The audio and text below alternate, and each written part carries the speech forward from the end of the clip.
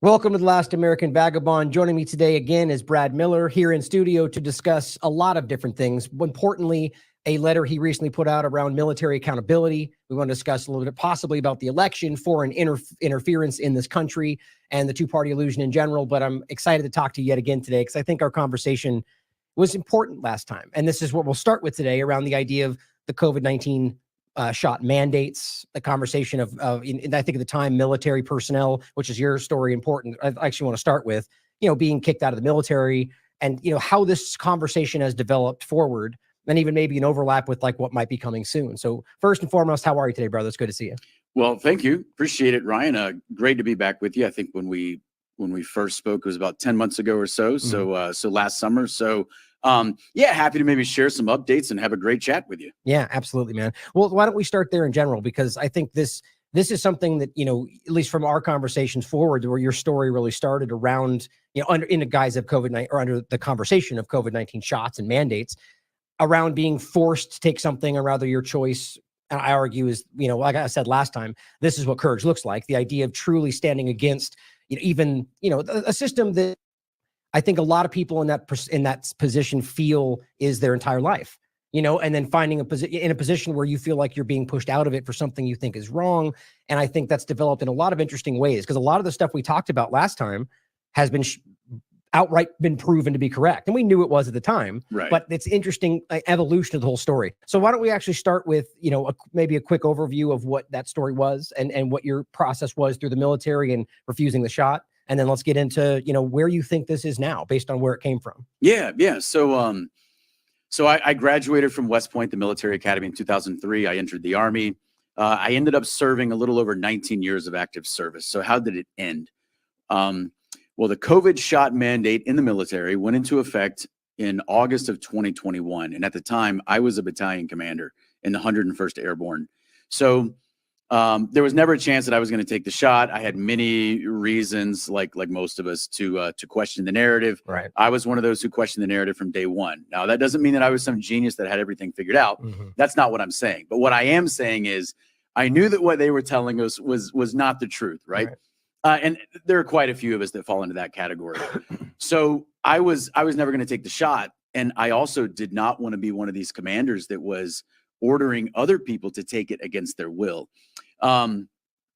Truth be told, by the time that I had taken command, I already had quite a large percentage of my battalion that had already chosen to take it. This was before the mandate was even in effect. That said, about 2 months after I took command, the mandate went into effect.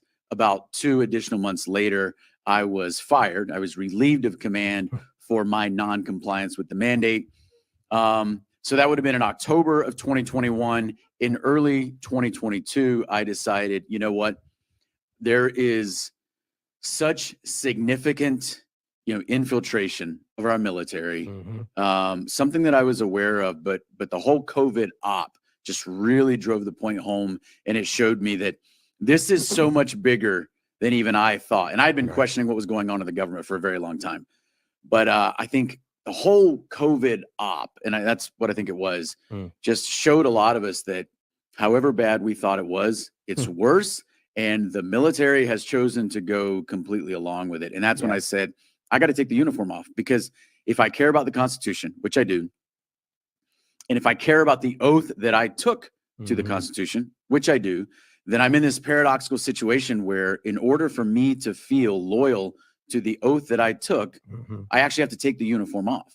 And it's not because I have something against the institution, the armed forces, but I very much have something against those who are leading this institution in a way that is completely antithetical for the reason that the institution exists. I mean, there's a reason that armed forces exist, and I understand that. And I agree with that, but the direction that we're headed and the direction that the military has been in for a very, very long time is just something that I can't get behind. And I actually had to take the uniform off. Yeah. And so my last official day in the Army was September 15th, 2022. Wow. Yeah. I mean, it's an interesting and powerful story. And I'll bring up here, make sure people check out that first conversation. We go into much more depth about that background story. But, you make a couple points there, or statements that I think are interesting, that, when you swear an oath to the Constitution, it's interesting that today people seem the same way. They kind of seem to conflate the idea of your constitutional rights with the government giving you those or taking them away. The idea that, you're swearing an oath to essentially the people of this country, not the power structure behind the Constitution. Yeah. And yet that kind of just becomes the fact that you are swearing an oath to the government, and I think that's one of the problematic things. And a lot of people even going, and I do think most, in my opinion, people that go into the military are doing it for the right reasons. Sure, They sure. believe they're fighting for the right things and they're just being lied to. And yet even those people would probably argue that they're swearing an oath to the government or the power structure. Yeah. Do you see any sense of that when you were serving? Yeah, absolutely. There's a lot of confusion there. And there's even a lot of confusion in the military community or the veteran community. So when we talk about what is our country, because it can kind of be a nebulous term. Is it the sum total of the people, our culture, our history, our identity, our customs? If you take all that and you kind of package that together, is that our country? That's kind of what I think it is, but that is completely different than our government. So country and government, those are not synonyms, right? And so if you are in uniform, right, and you're in an airport or wherever, and people come up to you and they say, thank you for your service. This is something that happens all the time. And you typically feel grateful for that, even if you feel a little bit uncomfortable, a little bit awkward, but you appreciate that sentiment that comes from Americans that view you as serving your country. The problem, though, is at some point you may have to ask yourself, but am I serving my country or am I serving the government? Right. Because if I'm serving the government, then I'm only serving the country in as much as the government is serving the country. Now, in theory, we should put in individuals who represent us, who act on our behalf, and they should be beholden to the public. That's not the reality that we live in. Right. And so eventually, even though I had a lot of questions about what government had been doing for a very long time, I believed for a lot of my career that we still need good people in our military, and the military is still fundamentally good. What COVID showed me was the situation and the gravity of the problem are so much more expansive than I had thought beforehand, that I no longer, and I have friends of mine who have taken a slightly different route, and I totally respect, their views on this. But for me, I thought I can no longer be in this organization because it's too far gone. I no longer have confidence that just being a good man in the military will be enough. I felt I need to take the uniform off. And there's actually more that I can do to serve my country out of uniform than in uniform. And that doesn't mean that I've abandoned the military altogether. It's actually just the opposite. I am trying to save the military from itself. Right. But I feel like I can do that much more strongly and much more effectively out of uniform than in uniform. Right. And I hope maybe, that makes sense when I kind of explain it to people that, if I want to disabuse people of some wrongful thinking here, when I speak, I'm not speaking on behalf of the military. In fact, I would like to bear witness to people that I am speaking out against what our military is doing. Right. And when I say the military, again, I'm not necessarily talking in the collective of, the institution. No, we have people that are running the institution, and they're, in my mind, deliberately or at least cowardly running it in a direction that is entirely inimical to the reason that the armed forces exist and to the stated structure of our government. Right, exactly. I mean, they're acting they're not acting in the interest of the American people. Correct. Which is the whole point of what this is supposed to, what they present to the American people. That's right. That's right. Yeah, I mean, I think that makes perfect sense. And I think that, and maybe both actions in different ways can help change the situation, right? But I think I would be probably taking the exact same route that you are, because my thought is, well, first I would say that somebody good in the military, even knowing what was happening, would still positively change it. Maybe they would resist the wrong orders, right? But I think what you're saying makes the most sense, because putting good people in those positions gives a positive veneer to what they're doing. And it also allows them to potentially use these good people for bad things. And I think that's a problem, But I think that's a really important thing. I'm constantly talking about that on the show, about the government is not the country, right? And these are separate concepts, and that we have to recognize that, the government is simply an entity that is supposed to be beholden to the country. And that's not how it works. They're telling us we have to be beholden to the government. And I think that's kind of the premise for a lot of these things we're discussing today, that we're realizing these for the first time for a lot of people. They've never even thought about this. And we can get into why I think that might be in regard to foreign things going on in the world, but I just think that's powerful. Yeah, well, thank you. And you're right. government should be subservient to the country. Mhm. The states created the federal government. We can look at, the role that the people have within their respective states, et cetera. But what we have seen is a complete inversion of Right. that, Right. Well, I think it's interesting. I want to make a point before we go past the opening stuff here that I've referenced a video. I think it's by Simon Sinek many times in the past. Really, the whole thing's mostly about the chemical makeup of our brains and how these things are important and manipulated, and we're not really taught about it. But he makes a really pressing point about leadership. And I think it's so important. And what you're highlighting, right, is what I think real leadership is. Somebody it doesn't necessarily mean who's in power or in charge, right? Mhm. And that's kind of proven today by the rulership we have, not the leadership, is that most leaders are people that would put themselves in the path of danger to protect the people, not let the people be in front of them in regard to protecting the government from the danger, right? He makes this example about, tribal entities, and the idea being that that's what I just described, is that a real leader would be out in front, making sure that the tribe is safe, as opposed Sure. to the other way around. And I think what we're seeing is the exact opposite from the government today, Right. where and I think that's important. So I think we all need to reflect on what real leadership actually is. And I don't think we're seeing that in our governments and really anybody that's running for president and so on going forward. Unless you have any more comments on that, let's talk about the COVID-19 operation as you discussed, right? And if you want to get into any more thoughts on that, I think people are interested to hear what you mean by an operation and what you think around that. Yeah. But let's talk about after that as well, where we are currently, because to a lot of people, this is just, that old COVID story, right? Like it's just no longer even a thing anymore, right? And it's like, I think they're shockingly wrong about that. And I'm worried about where it's going next. So wherever you'd like to start. Yeah. I'll talk about kind of some things that are going on in the military accountability movement. And then I'll maybe give what I think is maybe a more macro view as to what I think is going on kind of with the COVID op, which is the term that I use. And I use that very deliberately. And then we can go from there. So an update that I would give to the military accountability movement that has happened since we last spoke is the release of a document called the Declaration of Military Accountability, which was released on January 1st, 2024. And so this document is actually the brainchild of a good friend of mine who is currently serving in the military. So he's a commander in the Navy. He's a graduate of the Naval Academy. He's just a fantastic guy. His name is Rob Green. So Rob Green wrote a book that was published last year. Appropriately enough, it was released on July 4th, 2023. And that book is called Defending the Constitution Behind Enemy Lines. And it tells the story of the service member who is kind of suffering amid this mandate and having, his rights deprived, et cetera. So he kind of tells the service member's story, whether that service member is, a soldier in the Army, whether he's a Marine or, whatever, because it was, these were blanket mandates. Subsequent to the release of his book, he kind of starts thinking to himself, okay, well, what's next? What's our next move? So he came up with this idea to pen an open letter to the American public. And we ended up slapping the title of Declaration of Military Accountability on it. But he wrote it. And then he shared it. He shared the initial draft with a couple of close friends, and I was one of those. And so so we looked at it, maybe made just a little bit of a couple edits to it. We condensed the language just a little bit. And we got it to that tight one page that it is now. And if anyone wants to find it, you can find that at militaryaccountability.net. Bring it up on the screen for him. Sure. So once we got to what this was actually going to look like, we had to figure out, okay, well, how do we roll this out?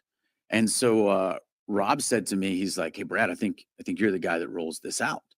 And I said, I think you're right. Like, I'm already out of the military. I mean, I don't even have a pension they can take away. Right. I'm certainly not still in uniform. Yeah, I think you're right. Like, I think I'm the one who rolls this out. In the meantime, we had gotten 231 either currently serving service members or veterans to very courageously put their names on the document. So if you go to the document, you'll see the one-page draft. You'll see 11 pages of a total of 231 signatories who put their names on the document. And then on that website, you will also see a pledge associated with the declaration that anybody can sign. You don't have to have any affiliation with the military whatsoever. You can sign that pledge if you believe that what happens in the military is important to what happens in the country, or if you understand that often what happens in the military serves as a waypoint along the trajectory of what happens in our nation as a whole. So if you check that out at militaryaccountability.net and the language resonates with you, then I would encourage anybody out there, slap your name on that pledge, and you can sign it at the website. But so Rob and I had this conversation, And we came up with the idea that I was going to roll this out. So what did that look like? And what was the date? All this was kind of happening in November and December. And so we just decided that, hey, January 1st is the day. I mean, it's the new year. Everyone kind of knows 2024 is going to be a big year, whether it's because it's an election year or just whatever. But 2024 is going to be a big year. We're going to hit the ground running, and we are going to try and kind of get in front of this as quickly as possible. So early in the morning on January 1st, I sent an email to the chairman of the Joint Chiefs, which of course is the highest ranking, uniformed military service member that we have in the country, and a handful of other senior leaders, to include other chiefs of staff of the respective service branches, et cetera. And in that email, I of course attached a copy of the Declaration of Military Accountability. And in the email, I said, basically, this is just to inform you that we are about to release this to the public, because at the end of the day, the declaration is not addressed to the senior military leaders. Right. It's addressed to the American public, but it very much covers the unlawful and harmful activities that our military leaders have been engaged in. But I sent this email to basically inform them that, hey, this document's about to hit the streets, as it were. Right. I sent that email about 4 a.m. DC time, early in the morning on January 1st, when everybody's still recovering from, New Year's Eve activities. But we wanted to get ahead of this, and then I turned around a couple of minutes later and I put it into a post on Twitter, and it just immediately generated a lot of traction and ended up being seen, I don't know, it's like 4.5 million times now or so, but the majority of those views happened within the first week, and a substantial number of them happened that first day, on January 1st. So many that we held a Twitter Spaces event that very night, because it had already generated so much momentum just that first day. And since then, so what's our message in the Declaration of Military Accountability? It's pretty simple. It is senior military leaders, or actually it's really addressed to the American public, but it basically says senior military leaders have violated their oaths of the Constitution. They've broken the law. They've also circumvented the military's own regulations. And we, the 231 signatories, are not going to stand by and passively allow this to happen. And therefore, we are appealing to the people. Yeah, I love that. I mean, it's important. Well, I think there's a lot of questions there. Well, first, directing it for the people, was that for any other reason than just wanting it to be aimed at the people? Or did that, my thought was, if it was emailed or sent to them, there might be some kind of an issue with posting it out for the people because it was a personal correspondence or anything around that? Or was it just to aim at the people so they could see it as well? Yeah. So, I mean, in terms of the correspondence, I've never disclosed the actual correspondence between me and any of the senior military leaders. Oh, by the way, I never got any replies to that email. I figured. But the actual correspondence in the email, not that there's really much there that anybody would care to see it, but I've never disclosed that anyway. But the document that was attached is just the Declaration of Military Accountability, which of course I did. That's what I uploaded. I didn't upload the whole text of the email, but just the document itself is all we've ever disclosed. But it is an open letter to the American people. And to your question about, well, what's the purpose or the objective behind appealing to the people? There are a couple. First and foremost, if you read the Declaration of Military Accountability, you will notice, and this is deliberate, you will notice that it is written in kind of the voice and the spirit of the founding documents of our country, principally the Declaration of Independence. And that is intentional. And that is the idea that Rob Greene had. So if you read Rob Greene's book, he opens each chapter of the book with an epigraph that will be a quotation from one of the founding fathers. And then a lot of times he will open with some sort of anecdote from the founding period, and then go into whatever his message for that chapter is, as it applies currently to what's going on with COVID and the shot mandate, et cetera. So him being the author of the Declaration of Military Accountability as well, he's kind of writing it in that same spirit. And he draws some very direct linkages between what's going on with this and what happened with the Declaration of Independence. Now, again, we're not seeking independence necessarily, but we are communicating a long train of abuses, if you will, which was one of the driving factors behind the Declaration of Independence. Well, that we are kind of doing. Right. We are saying, hey, there's been a long train of abuses here. The military has always been a highly respected institution vis-a-vis the public. It's also one of our most important institutions. And obviously because of military might, sure. But I think it also goes deeper than that. It's understanding that the military has also been a bastion of American ethos, kind of this cultural identity that we have had as a nation. And that can be positive, but that can also be weaponized against the country, and I think has. And I think if you're going to attack America, the nation, you've got to attack the military. And again, it's for reasons that extend far beyond just military might. There's like it's understanding the military as a cultural pillar and trying to knock that out to also kind of weaken the nation, that I think our enemies have understood, and that we to some degree have got to combat against. But you know, there are certain overarching theories that have been around for a couple of years that basically state as their core operating principle that, hey, the military's got this, and the military's full of, you know, good guys, and don't worry, you know, the military's handling this. And unfortunately, people saw our Declaration of Military Accountability as evidence that that is true. And what I would say is, no, it's an indicator of the exact opposite. Right. We're not speaking for the military. Right. We are literally saying the military is standing against the Constitution and against the American, you know, our American countrymen. Right. And that's what we're saying. The military as the entity, not the military as the people within the military. Right. Yeah. Just make that clear. Exactly. And I am, you know, I'm a patriotic American. That's why I do what I do, you know, and two, I'm very proud to be a West Point graduate. I'm very proud to have served 19 years in the Army, and under different circumstances, you know, I would still be in. But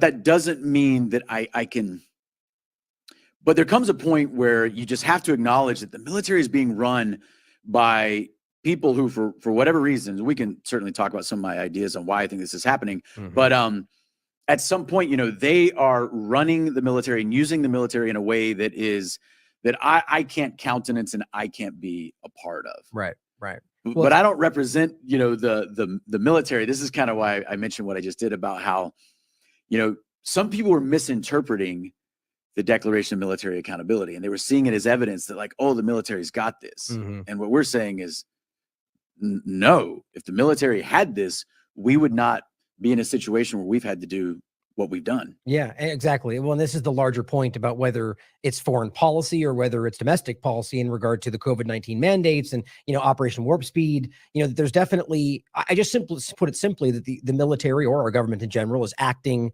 wildly outside the Constitution, representing or respecting our God-given inalienable constitutional rights. And I think that has gotten so rampant, even domestically first and foremost, but then worldwide in the same way, international law, you know. And so I think this is very important. And I think that I agree. I'm glad you made the distinction. It's not, you're not necessarily calling for independence, because of course, even if justified, the government would frame that as insurrection or, you know, whatever else. But the idea that we're at this inflection point where Americans are becoming rapidly aware of this problem and realizing they've had this, you know, veil pulled over their eyes this entire time about, you know, these rose-colored glasses about everything they've been doing. And you can look back through history and, you know, even by their own accounts, and realize that we haven't been doing what we've been told we've been doing. And I think that something like this is necessary to show the people that, one, we do need change, and that military personnel or former are seeing it, and that it's on them to make this change, right? And I think that's what's important, because if we believe what we're told about this country or the way it processes or the way it works,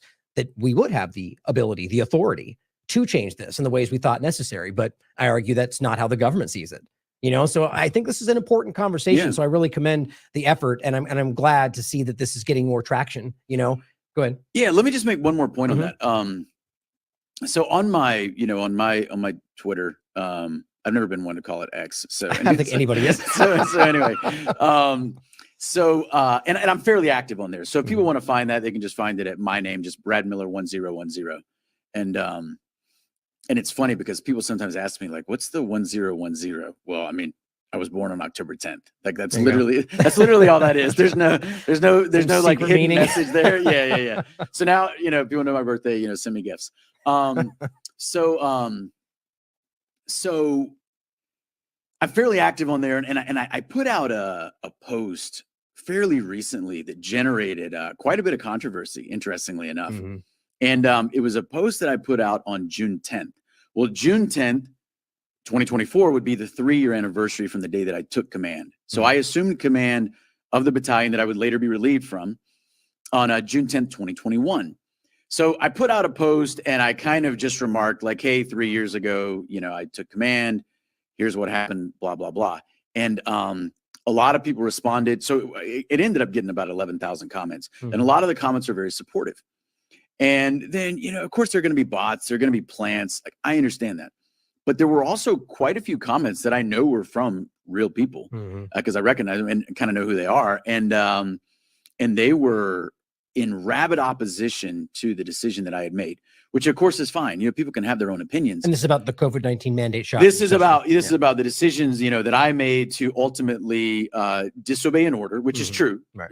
Of course, you know, we would argue from our side that the order was unlawful, you know, and ultimately destructive. And I would even tell you that it was also treasonous, which is something that I believed at the time. Now, it would have been difficult for me to articulate that 3 years ago because it would have been, we know a lot more than we knew then, but also it would have been hard for me to articulate it to people that are just operating from a worldview in which they think that something like that is impossible, totally infeasible. Right.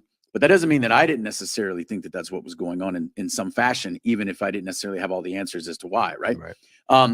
But anyway, so I put in this post, hey, this is what happened. You know, this was kind of a difficult time in my career in the couple of days leading up to assuming command because I knew when I took command of that battalion that I was going to be fired. I mean, I knew that. And when you take battalion command, you should hold the position for 24 months. I held it for 4. So, I mean, I did not last very long at all before the mandate went into effect. I knew the mandate was going to go into effect any day.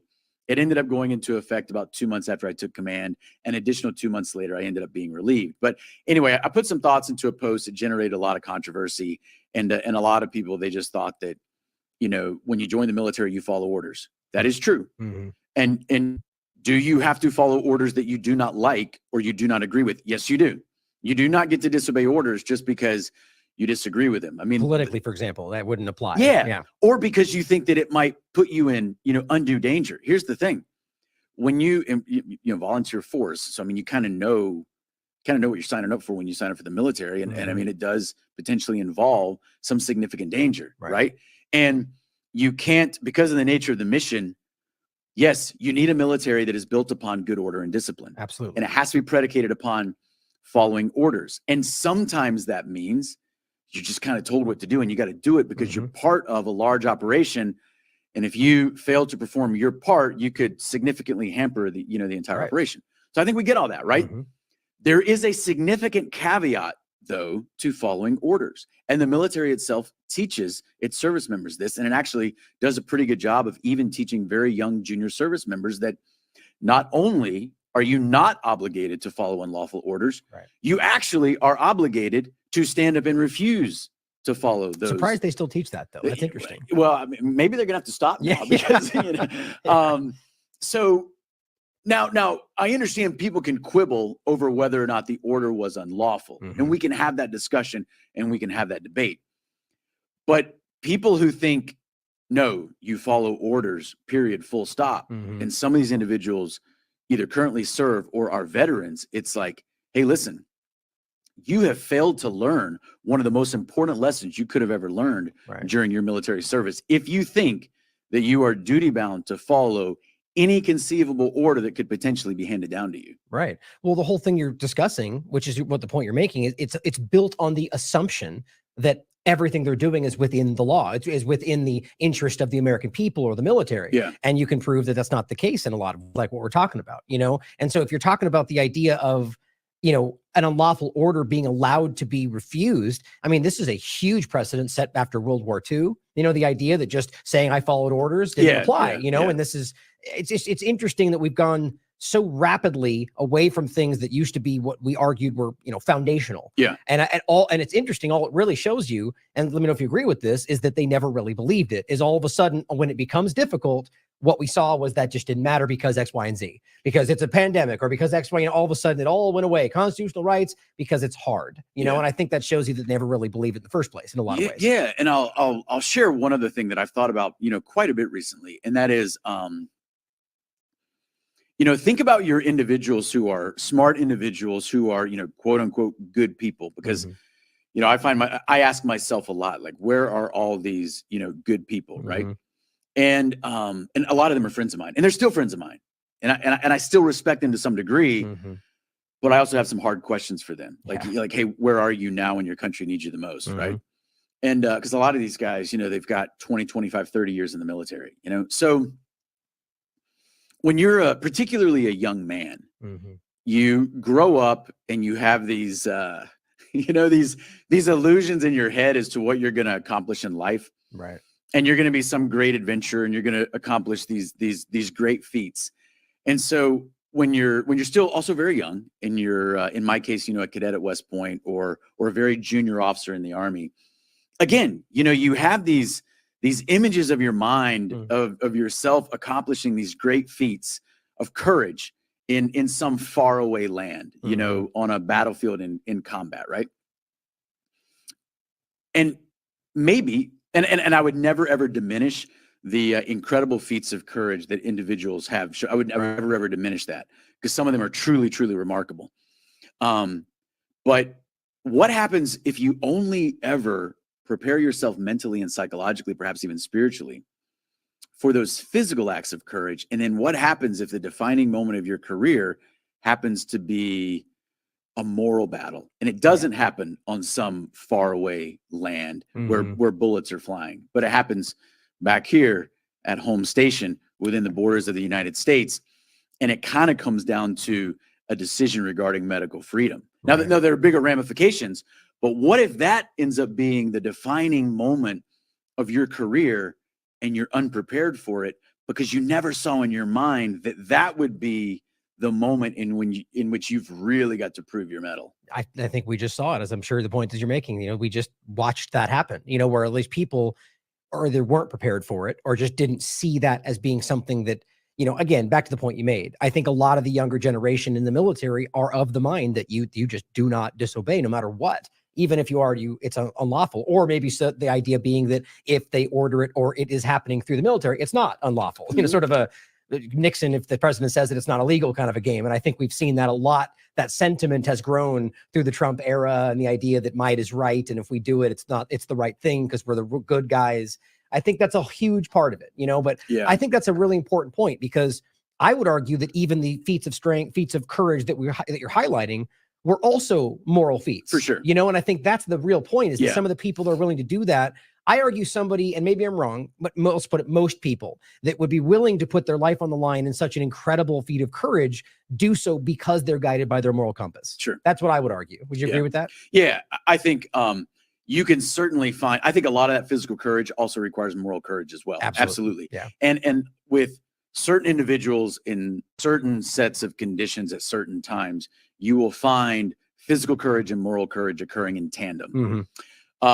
I also think that while the two are very related, they're not exactly the same thing, and they're not exactly both always there, right, in a given situation, if that makes sense. Yeah, no, absolutely.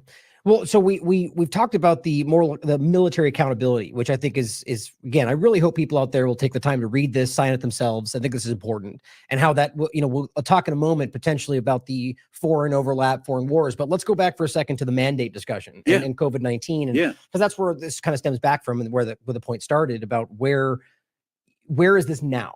So we've seen this, and we've seen the continuing conversation, and hopefully people are still taking the time to talk about it, highlight the importance of it, because it has not gone away. But as we said, a lot of people are under the impression that this is sort of a put to bed story. And maybe even you could argue the COVID-19 overlap might be something that is going away. I still argue that might not be the case. Let me know what you think. But the idea of the medical freedom side of it, whether it's the next thing that comes around, the forced shots, and so where are we with that now in regard to the military, civilians, and where do you think this is going? And maybe touch on the COVID op point you were going to discuss. Yeah. So I firmly agree with what you just said, where you said, hey, this isn't over. It hasn't been Right. put to bed, but they do want you to believe that, So specifically with the military,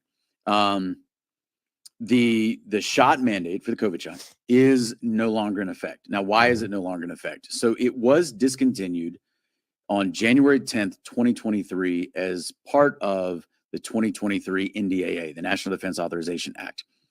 Now, my opinion, I think that was a strategic maneuver that they did as maybe a type of pressure valve. There was a lot of pressure that was mounting against this. So, okay, if we release a little bit of steam, some of this pressure the buildup of pressure will go away. That's such an important thing to make sure we just pause it. Like, that is so common, in my opinion, for all of these agendas where they'll throw a little bone, and people go, oh, okay, it's over. Please keep going. I think that's so important.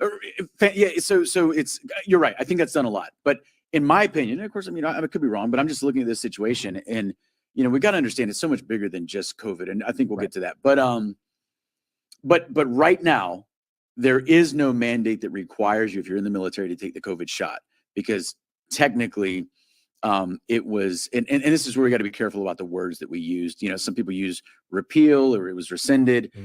Well, here's what it was not. It was not reversed, and that's my word, but here's what did not happen. They did not come out and say, we are stopping this because we got this wrong. Right. We've relooked at this and we realized we jumped the gun. We did this. Hey, apologies. No. None of that happened. Right. It was done under the guy. First of all, it was done because of some pressure from Congress. But again, I don't even know that a lot of that was authentic. But it was very much done under the guise of, this was necessary while it was in effect. It's no longer necessary. And so therefore we can stop the mandate. And then I think there were also some token signs of reconciliation, though they were extremely feeble. But they did, for example, in the Army, they sent out a letter. I got one. They sent out this very weakly worded letter that said, hey, if you left or if you were involuntarily separated from the Army because of the COVID shot mandate, come on back. Or if you want to correct some of your records, like let's say that you were kicked out and therefore you left with a discharge that was not honorable, then hey, come on back. And oh, by the way, you can request to have your records changed. Well, a lot of people took that letter and just wadded it up and put it right where it belongs, which is in the trash can. Because first of all, I just don't think it was sincere. Right. And my understanding is that less than 1% of people who received that letter have actually taken, Wow. and this is specifically from the Army, but other branches of service have done something very similar, but just nobody's taken them up on it. Surprising, actually. And even though I think most of them agree with you, I imagine more of them would still take it up because of any number of reasons, finances. Yeah, sure, right. And but here's what's crazy is even just something as simple as, hey, if you request to have your discharge status updated, we will at least consider the request, which means, let's say when you were kicked out, you didn't leave with an honorable discharge, which can affect you when you go to try, follow-on employment. You go seek follow-on employment, right? Because if there's a characterization on your discharge paperwork that says misconduct, there's no way for a potential future employer to know, well, what type of misconduct. Right. He's not necessarily going to know, oh, you just refused a shot, So anyway, there were a lot of people that were damaged because of this characterization of their discharge status from the military. But my whole thing is like, hey, Army, if you were serious about fixing that, why would people that you discharged, why would they need to request an upgrade to their charherization? Just do a full audit and just change it. Because nobody should have admission of fault, I think. Exactly. So, but anyway, so, I think this whole COVID op is much bigger than just, it's much bigger than just shots. And I think what we have seen is two things that you and I and other people probably kind of already knew, but it's really shown this to a greater level. But other people who are not necessarily aware of this are getting a master class in kind of how the world really works. So, but I would say the two things are, many people are realizing that the world works a lot differently than they thought and that they were taught. Right. And the second thing that I would add closely related is our government operates much differently than the way you were taught Right. that it operates when you're kind of coming up through middle school and high school. Yeah, most definitely. And that's perfect. Actually, get into another one of our topics, but I wanted to point out, or I have one more question about the, the way the military handled that, because one of the points that we highlighted, and I think we've discussed as well, is that it really came down to the argument, the lie that it had been approved, or at least the one that they were forcing, and it wasn't, right? And so that came to be very clear that the one that they were giving was still the emergency authorized version. And, not to get in too deep in that, we've done plenty of shows on it to look further, but it was proven that this was the one that was Comirnaty, and never even left the shelf, right? At the time anyway. And so interestingly, I think if they were to admit that that was at fault, there's a huge legal liability there. I think that's probably why they don't want to say that. But so it's interesting that they wouldn't, so let me ask this in a question. Why would it not be presented as the legal reality when they go to these people, the letters even like, hey, come on back. We'll give you'll give you an honorable discharge. And even though we can prove that they were essentially legally forced to bring some people back. I mean, couldn't you argue the letter itself is just a blatant lie? I mean, isn't that something in a court of law you could argue? Well, could it be argued in a court of law? It's an interesting question. I would like to be able to say that, so we've gotten minimal help from Congress, and we've gotten minimal help from the courts. Now, I mean, in theory, that could change. I mean, that's one of the reasons why we're appealing to the public, is to place pressure on some of these governmental institutions. But you are right that the implementation of the mandate was clearly unlawful, because the entire mandate and the way in which the SecDef, the Secretary of Defense, originally wrote the original mandate, when it went into effect, it was predicated upon the existence of a fully FDA-approved product, which we know did not exist. They approved a ghost product. That's what I call it. They approved a ghost product. Well, to clarify, this is what you're saying as well. They did actually approve, but it was never made, never actually given out. That's right. That's right. So they approved a product that was unavailable. They knew it was unavailable. That's why I kind of call it a ghost product. I agree. Yeah. And then they allowed for this misrepresentation of an unapproved product, which only existed under EUA, the Emergency Use Authorization, which is like this Pfizer BioNTech product.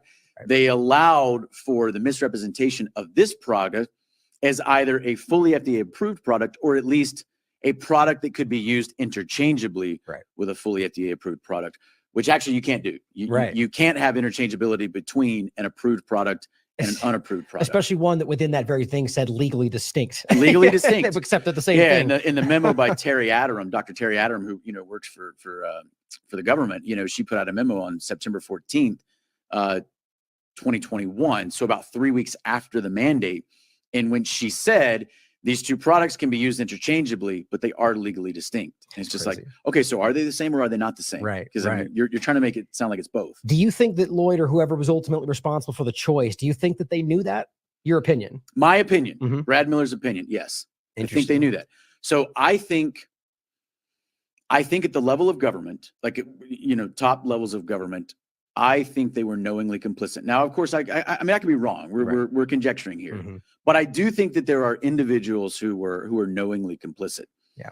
And then I think if you kind of come down a little bit, I think that there are, I think the Secretary of Defense was smart enough that when he put out his initial memo, if you actually look at the black and white words on the page, it is far less problematic than actually what happened, because he says, I don't remember the exact wording, but he says in the memo, fully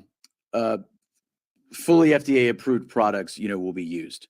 So when you look at that, it's like, okay, we may not like this, but legally this is far less problematic than the actual implementation, which of course was only possible if you're using EUA products, because there were no, fully FDA approved plausible products. deniability. You could argue. I thought that was of course. So do I believe that there was willful collusion between the FDA and DOD to misrepresent, this product here as this product here, or at least something that could be interchangeably used in place of it? Yes, I think that was willful collusion. To what end? Oh man, great question. So this is where I think it's much bigger than just the military. It's much bigger than just the United States. I mean, I think to some degree there's a coup going on, and I think the coup is worldwide. And I think this is a point that we've got to learn. wars don't always look the way that we kind of have come to think that wars look. Right. And a coup doesn't always necessarily consist of a singular one and done event. Right. And I think that what's happening in our country, but you could also extrapolate, across the world. But let's just talk about just the United States for a moment. I think we're in the midst of kind of an ongoing coup. And that ongoing coup, which I think has been, decades in the making, maybe longer, is punctuated by like certain discrete events, but none of those like singular events is a full one and done coup like you think of, in which like there's a military putsch in some country, and yesterday you had this guy that was in charge of whatever country, but then tomorrow you're going to have like a military commander in fatigues that is now the quote unquote ruler of that country, and now we have a new military junta. That's what people think of when they hear coup. But I think we're in the midst of something that is far more subtle, and it's far more incrementalist. But it doesn't mean that there aren't kind of these singular events that kind of move us into a deeper phase of the coup.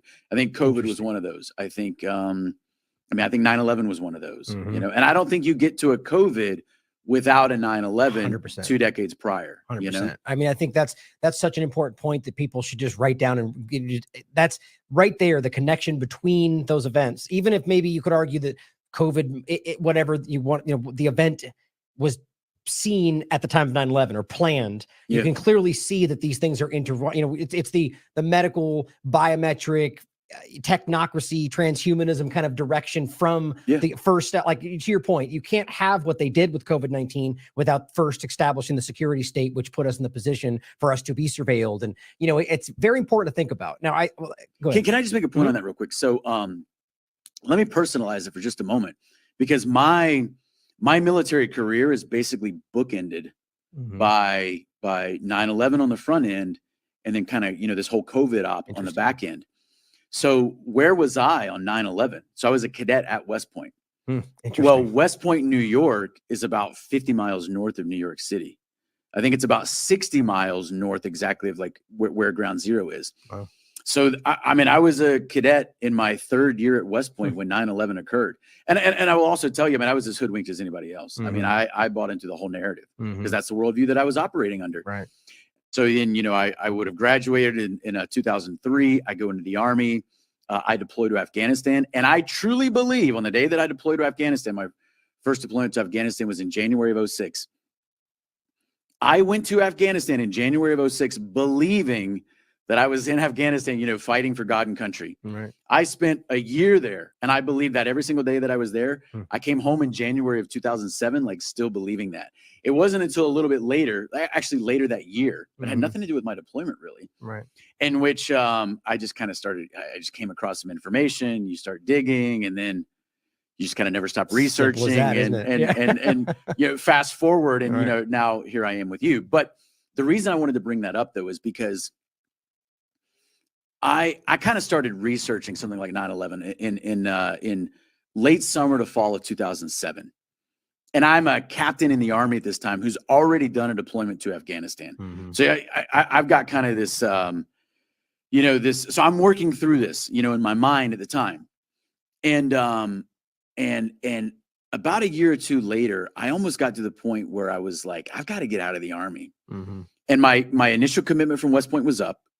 And I was strongly thinking about getting out of the Army, and I ended up not doing it. And I didn't do it because I thought the military still needs good people in. Right. Okay.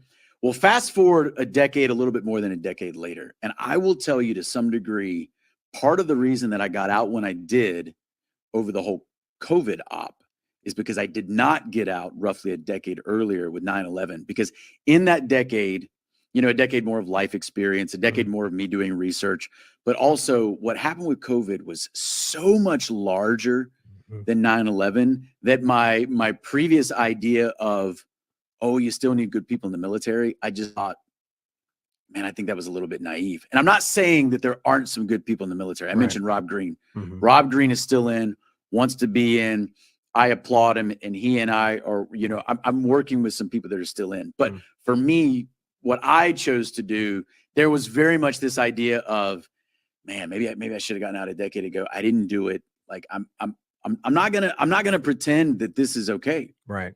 You know, it's interesting though that really it just takes a desire to look at this information. It's really, you know, it's like the reason I said it this simple as that. It's like people act like this is yes, it's a difficult journey to go through this. It's uncomfortable, you know, but the information is out there and it's easily verifiable in a lot of ways. And so it's just about choosing to acknowledge that and go through this. And, you know, it's as you know, it's a difficult path, you know, especially because there's so many people that are willing to attack you to protect their lack of understanding of the situation, their blindness to it, you know. But so the interesting overlap is, well, actually, before we get into the foreign overlap, last quick point, quick answer here. Do you think that they're going to try that again in regard to shots, mandates, pathogens? What do you think? I think the playbook, if we allow it, can absolutely be used again. If they decide to abandon it, it will be because they've just decided they're going to go some other route. And they're going to use some other op. But I'm an optimistic person by nature, but I do believe, and I think there are reasons to be hopeful. But I do believe that true optimism is grounded in a realistic appraisal of the gravity of the situation. Otherwise, it's just naivete. Yeah. And so I think sometimes people assume that we've had more victories than we've had. I think that can be dangerous thinking. Yeah. Again, I think there are reasons to be hopeful, but if we're not realistic about what's stopping them from either using a very similar playbook or using something else that would be just as, you know, as devastating to us, then we still got a long way to go. Yeah, I mean, I agree. I do definitely think, and I imagine you'd agree that we have made a lot of steps in the right direction. I think we have. But I would agree with you that, you know, and I think this is the idea of the two-party illusion, the games that are played where we kind of fall into this trap where we, and even maybe to the release valve point where we take what's in front of us as a kind of a win because we want that. Yeah. You know, and even if it is a win, we have to recognize that this game is never over. This is a yin yang constant battle of good and evil that I think is never really going to go away. And I think it's important that we're always just aware of that. There's always going to be those Faucis, if you will, or whoever you think in your mind that will be driving this, whether for their own personal reasons or for some larger agenda. So we always just have to stay vigilant. That's what I'm always talking about. Yeah. You know? Yeah. But so you mentioned this post you put up in regard to we're in a war, but it doesn't look the way people think it must look. The battlefield isn't necessarily what many assume it would look like. There are powerful warriors that don't necessarily look like the typical warrior. And you make a point in this just about, you know, essentially that we're in a battle that we don't recognize in a lot of ways. And that we're talking about like foreign entities manipulating our country. You know, you mentioned that a second ago. So in this same post, you tag the military accountability idea. And so before I play this clip that I want to play, I think it's really powerful and we could talk about it. You know, what do you mean by that in general in regard to foreign entities, and what should people that are newly hearing this or never heard this before, you know, what does it mean? What should they be looking for? Yeah, it's a good question. So, so there's a term that I use and a concept, and I'm still very much wrestling through it in my mind as to exactly what it means and the implications thereof. But it's this term deep war, you know, and I mean a couple of things by that. So one, and, you know, people may be familiar with, like, of course, people are familiar with the term deep state or deep events. You know, a lot of that comes from Professor Peter Dale Scott. So I'm kind of using it kind of in the same way, right? That there is a current well beneath the surface that is there and is very powerful. People don't necessarily see it. Well, when you think about, we tend to think of war as being something that is physically kinetic and it attacks the body. Well, I think we need to be more expansive in what we think of as war, because we're in a war right now, and we are, right. And it's a deep war. So there's war that attacks the body, but you can go deeper, and there's war that attacks the mind or the psyche, and people know about, you know, psychological operations, you know, et cetera. But I do think that, and this is part of my worldview, you know, just as a Christian and as a believer, but I do think you can go one step deeper than even your psyche, which is where you are attacking, you know, the spirit of individuals. And I think that is absolutely happening. But there's another sense in which it's also deeper. It's also deeper in the sense that it's not just physically kinetic, and it's of course people use terms like information warfare. I mean, that's clearly part of it. I like the term that we borrowed from the Germans, but the Weltanschauungskrieg. That's my best. I don't speak German. That's my best I can do for pronunciation. But But the literal translation of that is worldview warfare. And Mm. I really like that term. Yeah. Because I think, so it's related to the concept of like, psychological warfare, psychological operations. But I like how comprehensive that term is, worldview warfare, because it's not about just me maybe trying to manipulate your behavior or physically compelling you to do something. It's about me not even just attacking your beliefs, but also attacking the way that you arrive at those beliefs, because that in turn will influence your behavior, because then you will change your behavior, Right. And that's the kind of environment that we live in. So it's extremely deep. We are absolutely in a war. We fail to recognize it because it doesn't look like what we think of in terms of war, if that makes sense. Absolutely. I mean, I just call it politics.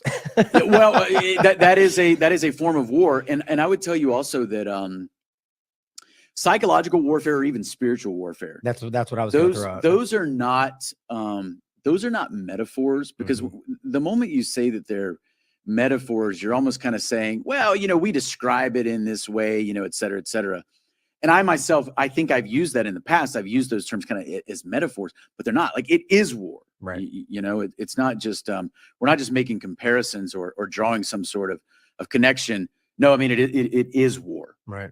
I completely agree. That spiritual warfare, that was the thing that jumped into my mind about that, because it really is like it's like you said, getting not just manipulating your actions, but actually manipulating you so you make the action they want you to. Right. So like this preemptive concept, I see that with everything that's happening today. It's deeper, like as you're highlighting. And I think that it's such a core concept. And I think this overlaps. I mean, you really described it well, like all of the psychological manipulations. I do think it's a spiritual aspect of it, whether we're talking about religion or not. I think that there's a real powerful aspect. Like a good example is through our political system right now. We can see a lot of people believing that some of these political candidates are now like God sent, like literally believing that the Trump was sent by God.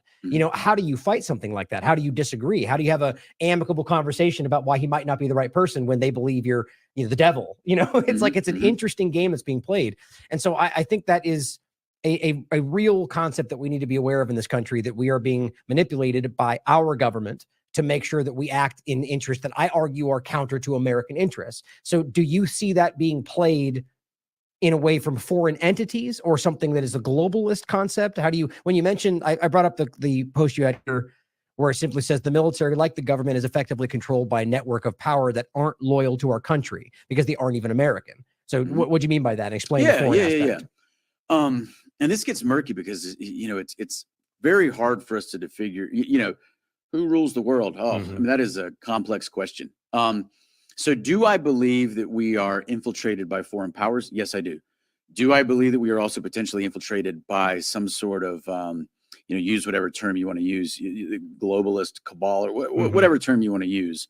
And yeah, I mean, I think that's happening too. So there's kind of this confluence of interests. And I think sometimes it's, when you're in high school or later, you take like an undergrad class, whether it's a history class, political science, or international relations, you learn this very simplified model of geopolitics where you learn, states are out there, they act in their own interests. And then sure, there may be a little bit of corruption, but largely states act in their own interests. And then of course you got, large corporations, you've got criminal organizations like cartels or terrorists, but like that's largely your geopolitical model. What it doesn't, and of course, espionage is part of that. You'll learn that as part of, this model too. But what you don't necessarily learn is, well, what if there are organizations operating deep in the shadows that are manipulating, both sides of very large conflicts, like supranational entities that don't really have a loyalty to anything. That don't have a loyalty. And then what happens if you're a citizen of whatever country? What happens if your leaders are somehow in some way beholden to those supranational organizations? And then therefore, when they act, sometimes they may be acting in the interest of the country that they represent. And sometimes they may not be, Right. And it's hard to know exactly what that influence looks like. But people who think that sounds, too crazy or conspiratorial, I would say, well, I don't care how it sounds necessarily. You know, I mean, we just got to be realistic about what's happening around us. Right. But I would also look at COVID. COVID was a worldwide op. Right. Now we can try and figure out where we think it was run from and maybe who was kind of the tip of the spear for this operation, but it was worldwide. And you also see virtually every country went along with it. And there were maybe a couple of outliers, and the leaders of those countries did not fare too well. Right. Africa is a lot of good examples. So there. I was just about to say this, when did Africa become the bastion of freedom? But I mean, you know, and you know, there's just a sad history of Africa, you know, and I mean, you know, you want to talk about a continent that's just been exploited for hundreds of years, but you're right. I mean, you look at, you know, there's a story, of course, of President, you know, Magufuli of Tanzania, and I think maybe even Burundi may have stood up and resisted what was going on with COVID. But where were the other, you know, nearly 200 countries in the world? Right. All screaming about freedom and liberty, you know, about what, you know, acting like they represent. You know, I often thought about that in regard to, you know, I believe a lot of them, as you're highlighting, were either beholden to something else or acting in their own immediate self-interest at the expense of their own people's. Yeah. But I do think a lot of them were just either pressured through many different mechanisms to go along with something, or even arguably there could have been an example of somebody just didn't see it, which I find really hard to believe. And I mean, like right in the beginning, after a very short period of time, they all had the opportunity to see what was really going on. Yeah. But, you know, the fact that we saw this worldwide lockstep agenda it's, I don't know how anybody can stand back and pretend that's not the best evidence we have of something like that. Sure. That's, as far as I know, has never in history ever happened, right? I mean, that expansive. Yeah. You're right. I mean, and certainly in the lifetime of anybody who's, you know, alive right now. Yeah. Yeah, absolutely. Well, I mean, I would even say, you know, you go back to something like, I mean, I'm not a major history buff, but, you know, like a Roman time concept, or like where there was a large part of the world that was conquered. But even then, there was not, you had other, and like, I just think you saw, like you said, almost everybody across the globe, countries that were at odds, like at borderline wartime, that suddenly were saying the same things about how this needed to be handled. Yeah. It blows my mind. And I think that just shows you very clearly that there is something above all of that. Yeah. Right. And, you know, so what would you think that would look like? Yeah. Well, there are a couple of examples and we can talk through some of them. And also, let me just preface my comments by saying, you know, going back to the military accountability movement. So our military accountability movement is nonpartisan, and it is it's kind of narrowly defined because it is grounded in the Constitution, in laws, and in military regulations, et cetera. So, so when you start getting outside of what we're trying to accomplish with just the implementation of the mandate, you're going to start to get a divergence of opinions. So when you're talking to me, you know, I'm very much giving you my opinions, you know, that may or not necessarily be what other people inside the military accountability movement, you know, may think, because that's a very specific movement with a very specific, deliberately narrow focus, you know? But yeah, what would this infiltration look like? So there are countries. I'll give you two examples. If you ask the average American, do you believe that there are foreign nations that have infiltrated or at least greatly influenced American policies, you know, foreign and domestic? Many Americans are going to answer yes to that question. And if you ask them who, I think you're going to get one of two answers, or maybe both. And I think they're going to say China and Israel. I think that's what a lot of Americans are going to go to. Quick comment. I just think it's interesting. I would argue that it's probably the vast majority, but I would argue it's probably split between China, Russia. I think there are some. I think it's changing right now about Israel, but that's always been so interesting to me. And I've always argued that all of them. I mean, I think, and you can maybe speak to this, but in my opinion, I think every government, every military is in their own ways acting in their interest to spy on foreign countries. Yeah, it's the espionage point you made, you know, that all of them are. And so it's not really a question of, it's just, is it happening? It's a question of, is it happening enough that's changing the outcome of policy against the interest of the country? And I do think that's happening. Yeah. Do you have any thoughts on, in your opinion? I mean, I think my audience is well aware right now, especially where I think the largest undue influence is coming from. And I think it's being called out by a lot of people that have never even discussed this before. Yeah. Do you have any thoughts on those three? Who you think is the question that I have is, and I don't necessarily know the answer. This is something I think about a lot. Because I do tend to think that there is, and it may be one organization, but that there are certain types of organizations or kind of steering committee type groups that are orchestrating things from the background and that are kind of manipulating what's going on in a lot of different countries. And so do I think that China does things to operate in its own interests? Absolutely. And to some degree, does that mean that they have to impugn what we're doing to meet our own objectives? Of course, and they're going to do that for sure. Do I also think that China's leaders are also to some degree influenced, coerced, or controlled? I mean, control is a strong word, but by some of these groups potentially operating from the shadows? I tend to think that is occurring. The question, of course, is to what degree, and it's hard to know. Yeah, well, I mean, I would also say in reverse that whether it's both Russia, China, or Israel, or any other country, that yes, I think they're actively doing so to varying degrees of success, but the same thing in reverse. And I think that's obviously the one that we didn't mention, the United States government and the military, which I think are actively one of the largest examples in the world of doing so, maybe in the name of freedom, maybe not, or maybe always in the name of freedom, maybe not actually in the name of freedom, but that they're doing so around the world in most countries we can highlight, many of which they have agreements with. I mean, look no further than Germany and a lot of Europe, Nord Stream, those kind of overlap conversations where you can see U.S. foreign policy acting directly against their coordination with these countries, even though they still have an agreement. They're aware of those things, and so I think that's a lot of it. But I obviously would argue, I think right now it's becoming more and more obvious that Israel has an unrealistic, I mean, what's the best word for it? There's not, the influence Israel has on American policy is unbelievable. And I've been calling this out for a very long time, which has, just to state, nothing to do with religion or ethnicity. It has to do very clearly with government policy and the overwhelming influence they have. And so I think that's the part that really stands out. I didn't know if that was kind of what you were feeling in that post. I think that's so very important to see. And I think with what's going on in the war and so on, more and more comes out, like from AIPAC influence of politicians, that I think that there's a clear example of what we're highlighting, that you have governments acting, including government representatives in our government, directly, explicitly in unconstitutional ways at the expense of our people.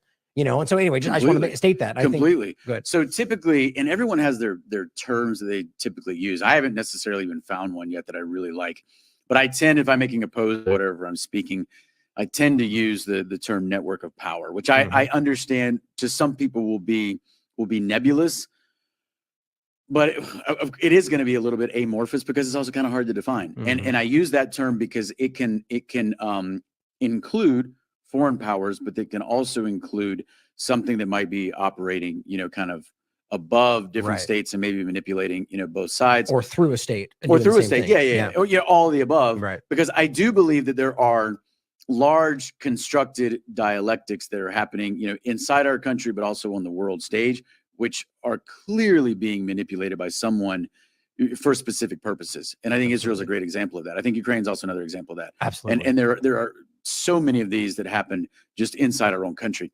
So do I think that Israel has undue influence on the United States? Unquestionable. Like it's unquestionable. And there is no legitimate reason for it whatsoever. There's not. However, something that I kick around in my own mind a lot is Israel influencing and controlling the United States to some degree? Yes.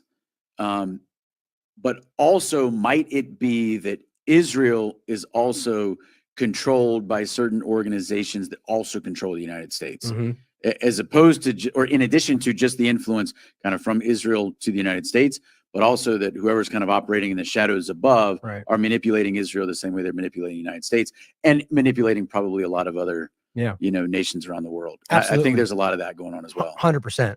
I think that's, and this is the point, that the larger point about how this is, again, just kind of what all of them are always doing. And I love how it becomes, when you want to make the point, you go, Russia did this bad thing. And it's like, well, yeah, so are you this moment, this dishonest tactic. But it's still important to highlight the large examples of it. And I agree with you. I think we're talking about a supranational, like outside that framework entity that is both working through these countries, manipulating them for their own benefit. And this is where people I often point to James Corbett's work, as I think titled The Engineered Fall of the West, and this idea of those very entities sort of transitioning, as you even highlighted, this long-term kind of plan away from the U.S. into China or something else. Yeah. And I do agree with that. I think that's at least a high likely possibility. Yeah. And he's got great work. Absolutely.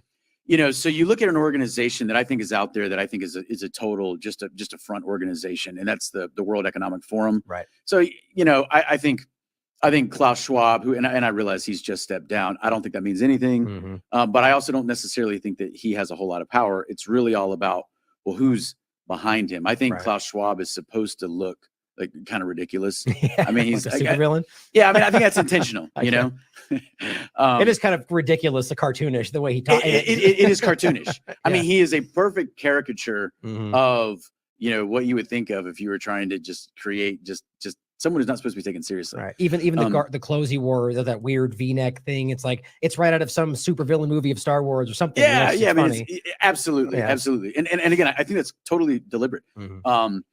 But to some degree, I think what we are, if we're attuned to it and we can discern what's going on there, I think what we're supposed to realize is that the World Economic Forum is not some organization that has a lot of power, but it may be a front for organization or networks or people that certainly do. But the reason I bring them up is because, of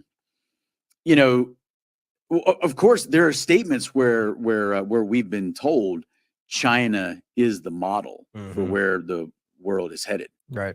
Yeah. And I think that's based on the idea of the technocracy side of it. 100%. Yeah, absolutely. Definitely.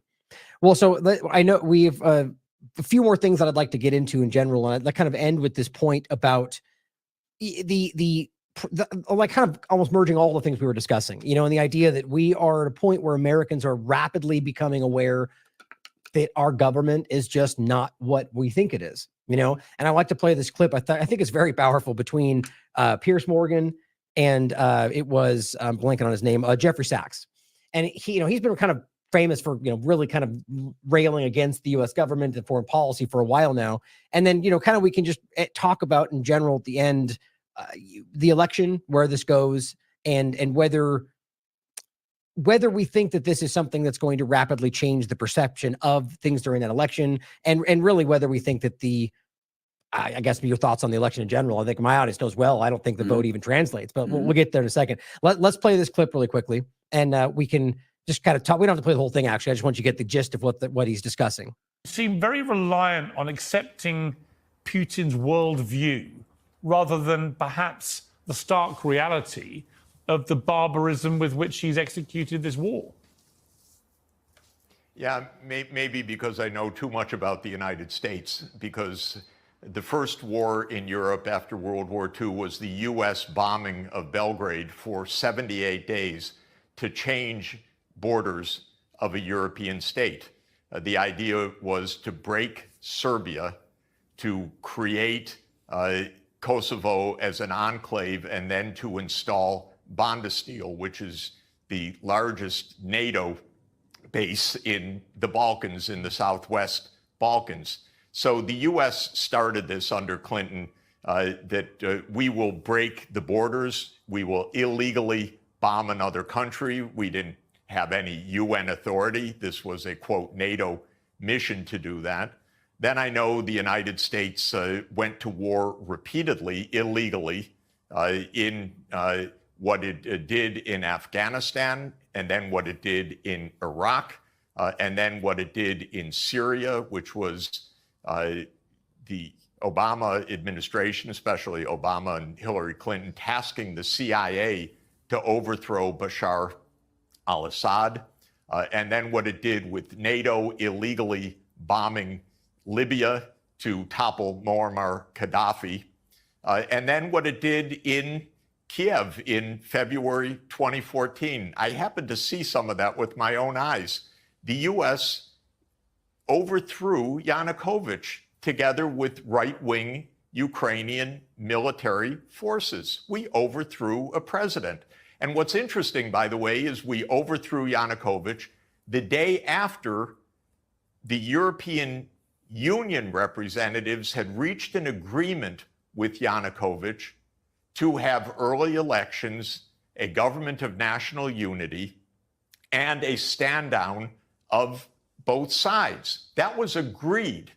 The next thing that happens is the opposition, quote unquote, says we don't agree. They stormed the government buildings and they deposed Yanukovych. And within hours, the United States says, yes, we support the new government. It didn't say, oh, we had an agreement. That's unconstitutional what you did.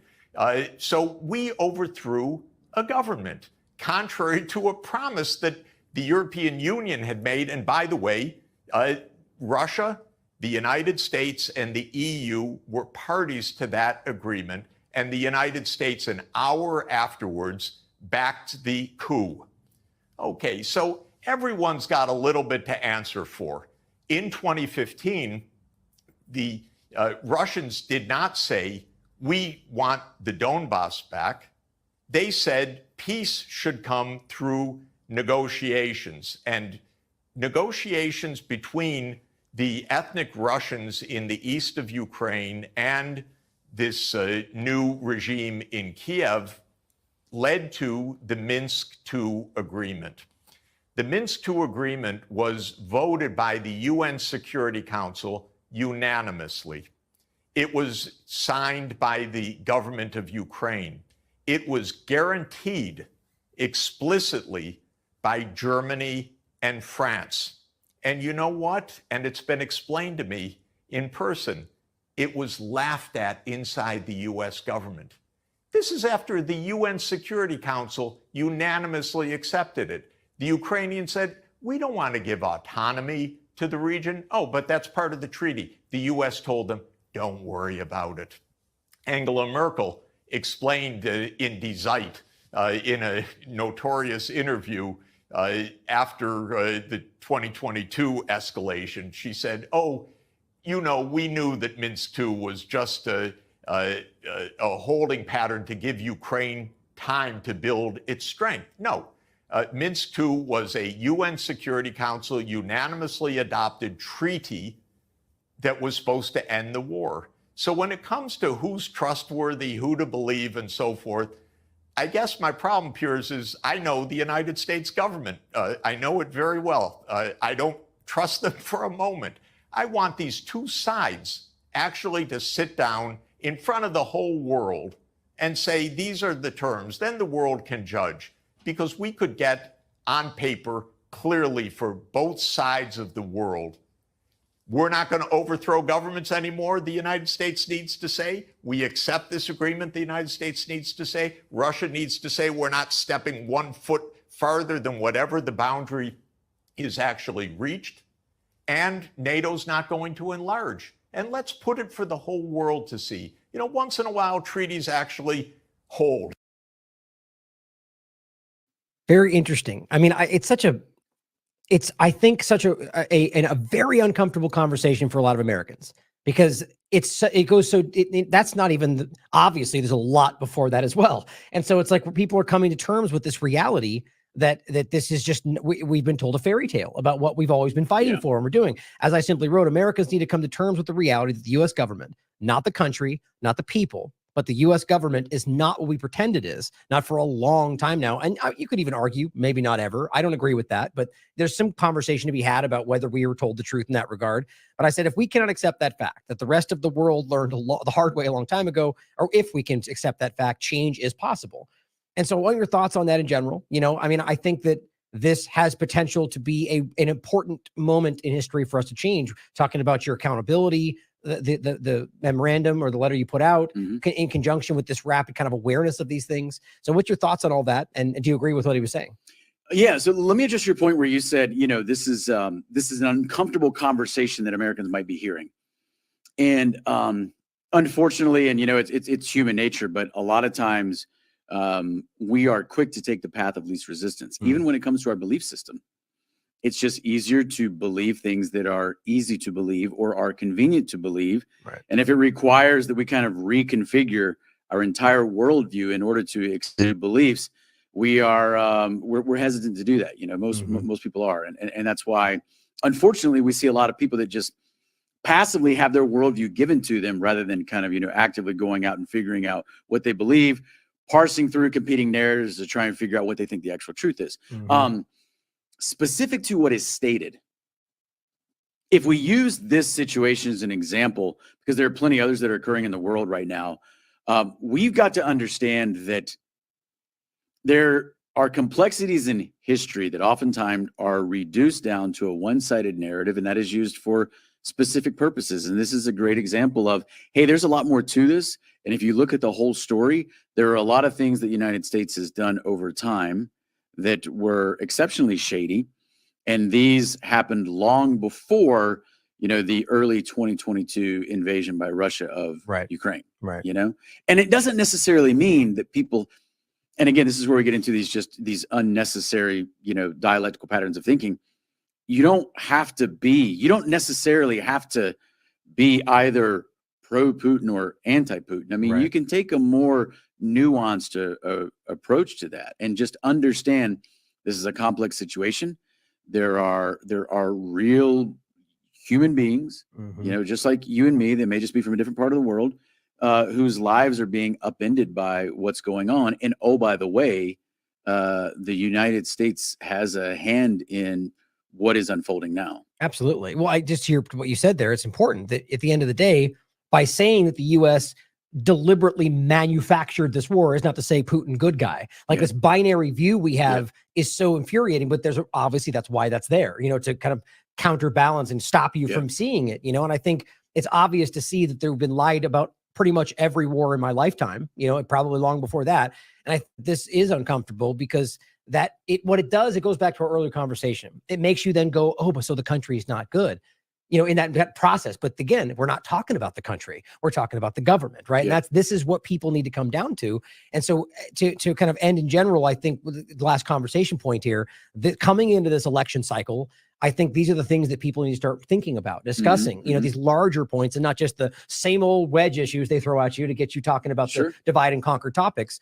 I'll show a couple more of your tweets really quickly. You said this in regard to it's a political tweet about Trump, but you said, let's set aside the important issues of election integrity, debate integrity, and candidate integrity for a moment, and thus assume the upcoming presidential debate will be authentic. So I love that because I'm on the same page. I don't think it's even remotely. Right. Yeah, I don't concede any of those points. So let's just set those aside. Yeah. The selection coming up. But you said, as I highlighted, will any of the candidates for the president and thus commander in chief demonstrate a true understanding of the problems of the Department of Defense, highlighting that I don't think they're even going to address the video we just saw or the reality of where we're coming from, especially the overlaps of foreign policy and Israel at large and so on. You also highlight the idea of somebody standing up in promotion of Donald Trump, arguing that they're going to suspend the writ of habeas corpus. And so overlapping all of this and the idea that we're seeing that not just the left, not just the right, the government is acting in a lot of ways dishonestly. We see now we have people stepping in from the two-party illusion perspective, coming in to say, and this is the whole thing, or it's QAnon or whatever else, arguing that, well, we're the good guys. And it's sort of like a microcosm of the larger way that they've done foreign policy. So we'll just suspend things that are sacred because we're going to go after the bad guys. But is that really the reality of that situation? And then, to kind of just end on the idea of, as you highlighted, complex psyops don't typically consist of a single narrative. They involve both primary negative and counter narrative. And that's, in my opinion, you're highlighting the two-party illusion there. So all those points to say at the end, we're talking about an upcoming election, that we can see that our government is not what we're always told it was. And that I see that already happening within the two-party illusion dynamic. So, you can go after any of those points you want. My real point is just where you see this going with the election. Let me tackle one of those that I think is incredibly important and that I thought was actually quite disgusting. And that's a guy who basically said, I can't remember his name, but he's a candidate.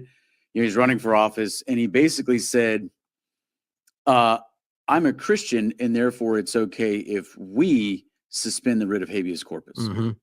And I just, as someone who is a Christian, you know, I thought that was ridiculous.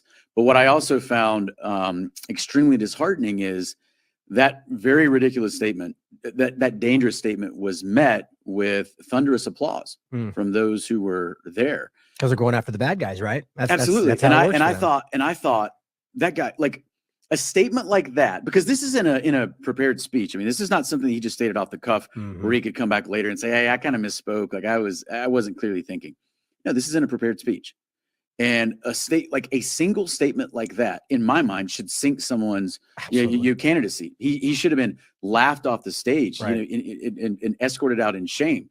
Because what he's saying is, because I'm a good guy and I'm right. And maybe there are people who even say, hey, listen, I might even kind of agree with some of your ideas, but you're talking about suspending other people's rights, right? You know, that are protected by the Constitution. So I thought that was incredibly dangerous. And the reason that I chose to highlight in something that I posted is because we see people like that almost act in a tribalistic way. And so this goes back also to kind of what I was saying with complex psyops. So it's not a complex psyop. It's not just about, I'm going to give you this narrative and I'm going to do everything possible to get you to believe it.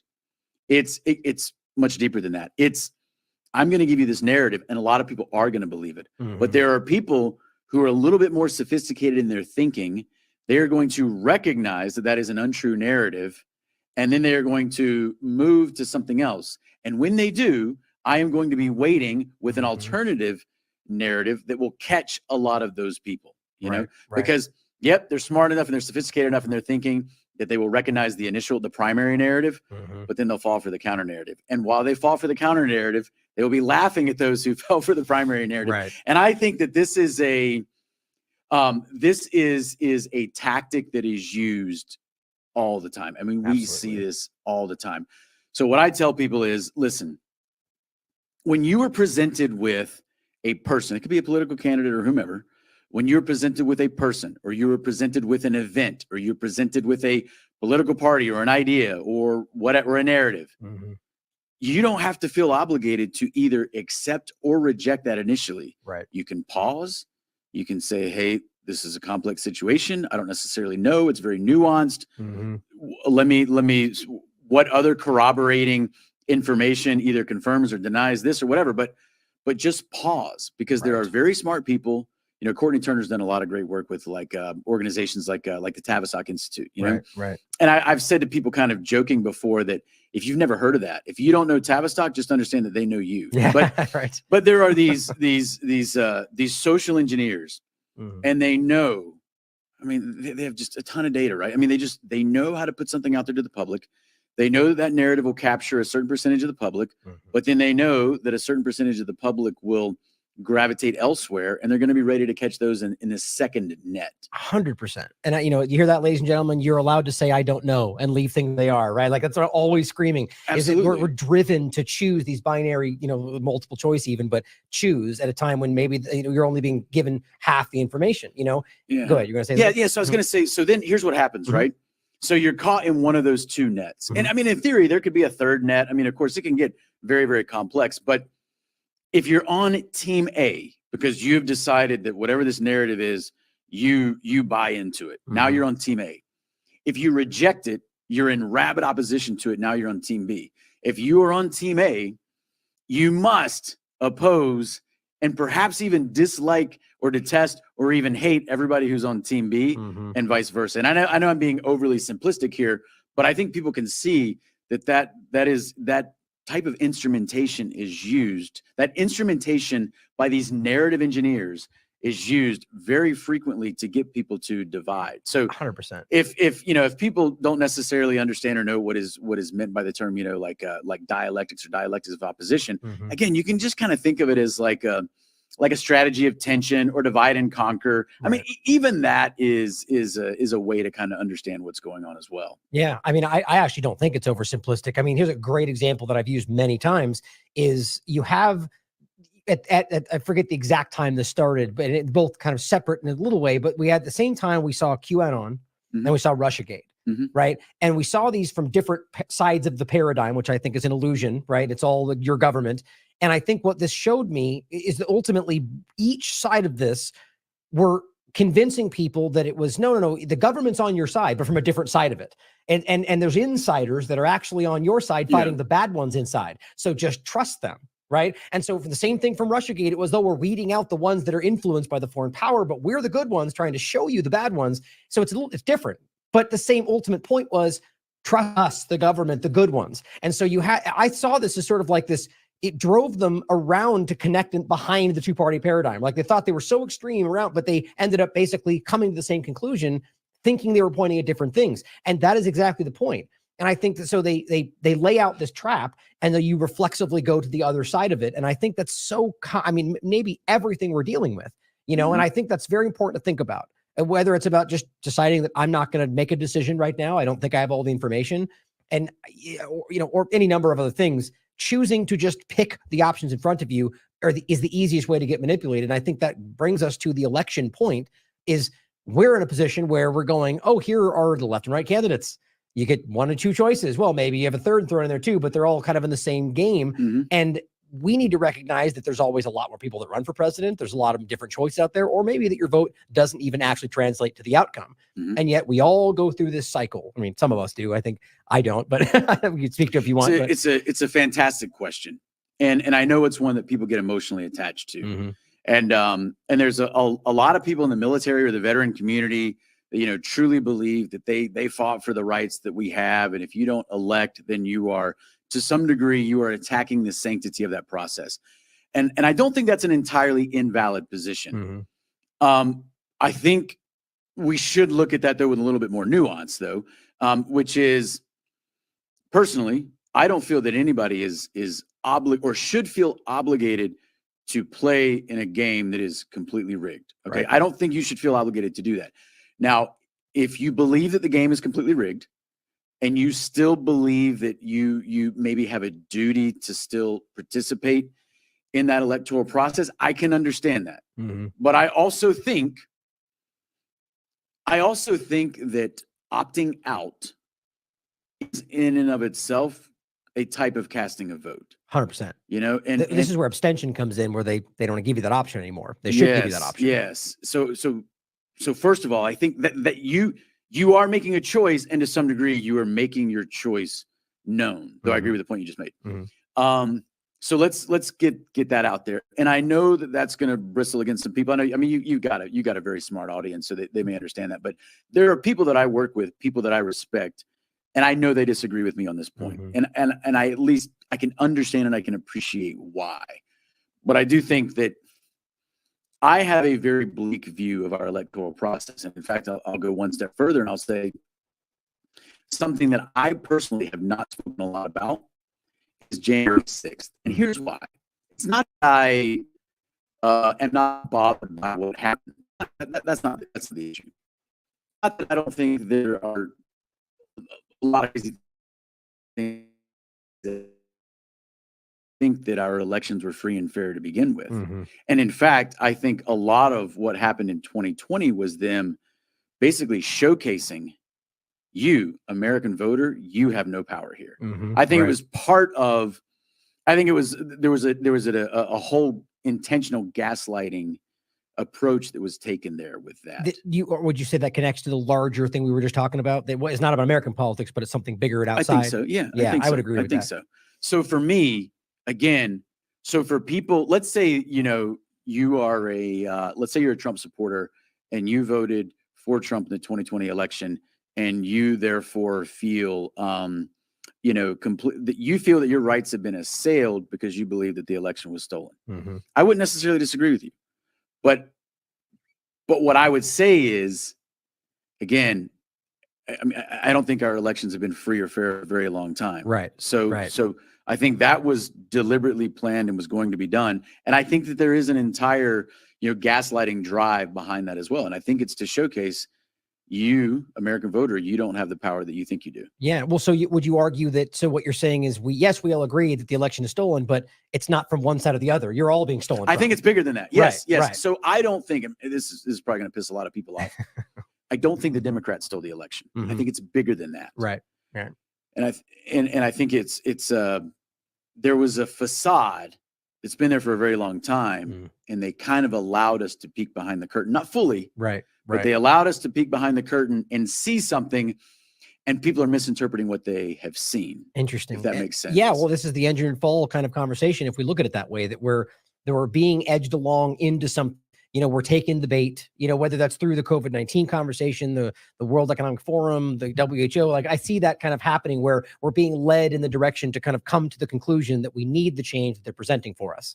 I think 100%. I think, so I think this is all kind of wrapped up with COVID, because I think it's infinitely bigger than that, right? But when you look at COVID, I think, and I've thought this for about 2 years or so now, but I think to some degree, COVID is an op that was designed to fail, but by failing, it actually succeeds. Okay. Interesting. That there was a type of failure that was baked into the cake of the operation, so to speak, and that eventually the truth was going to emerge, but not because it just couldn't be contained and it was just going to organically emerge, but because they were going to eventually allow it to emerge. And that when it does, what will happen is a lot of kind of like institutional collapse. And sure, they may throw us Fauci or some other people that were always expendable to begin with, because Fauci is not a major power player. He's like an errand boy, you know?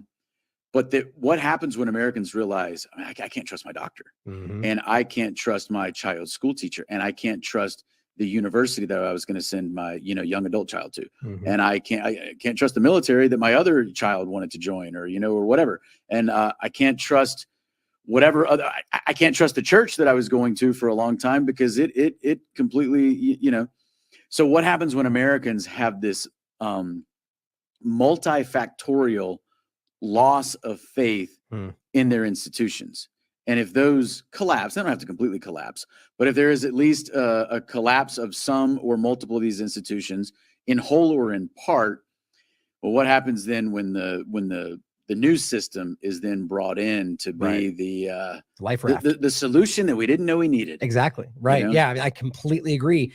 And, and whether that is explicitly what we're highlighting, I still think it's happening. Like, I think that's exactly what's going on. And and this is it's hard for a lot of average people that don't really immerse themselves in this, because it very well may look like the solution that fixes the problem, and it's just, but we need to always, and this goes back to the same thing you were just highlighting. It's the problem, reaction, solution, and the idea of saying, here is the thing, but here's the other thing, and so you can, pick either one of them and it still takes you down that path, and I think that's really what this ends up being. I'm hoping just people can stand back and realize that there's never just two choices, right? There's infinite choices. There's lots of different paths you can take. And I think we're being coaxed into that exactly like you described. And that's a terrifying reality. Let me say something on that too.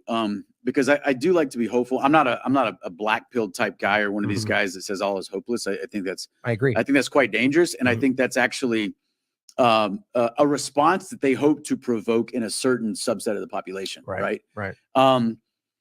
But I do think that there are things that are going to look like victories that are not necessarily victories, because they are permitting these things to happen. Do you have an example?